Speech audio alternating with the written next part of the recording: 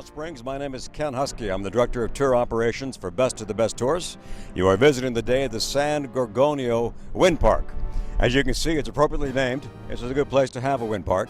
This is the oldest commercial wind park in the United States. Because of that, it's a museum out here of technology. We've got 4 generations of turbines out here, 31 different types of turbines in operation. Wind energy is an indirect form of solar energy. Sun beats down the earth and heats up different surfaces at different rates. You're in the hottest, driest desert of North America right now. 90 miles away behind me through that mountain pass is the Pacific Ocean. The geography explains why this wind park is located where it's at. The sun beats down on the desert heats up and the hot air rises. Hot air rises, it pulls the cool air in off the marine layer 90 miles away.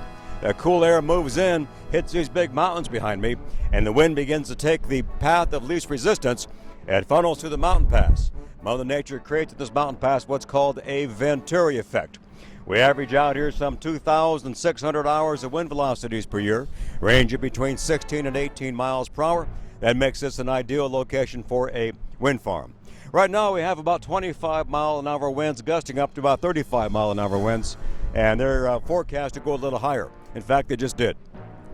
Now the way these guys work is, at the very top of the wind turbine, this box right here is called the nacelle. That's French for engine compartment.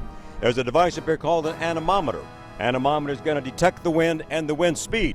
When it detects enough wind for these guys to operate, which right now is about 8 miles per hour, they'll yaw into the wind and then they'll fire up and they'll begin to generate. And so we need at least an 8-mile-per-hour wind in order for these turbines to operate.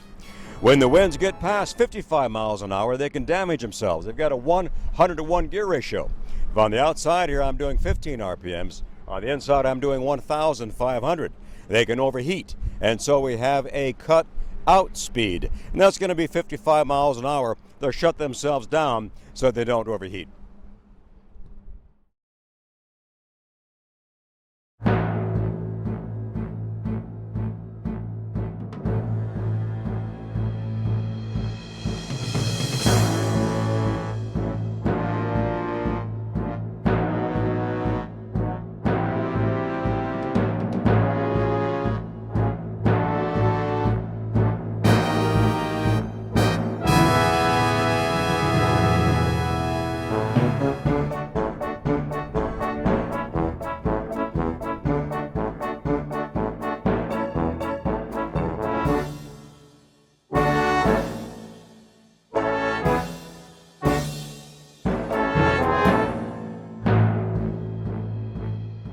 Humans have harnessed the energy of the wind for thousands and thousands of years.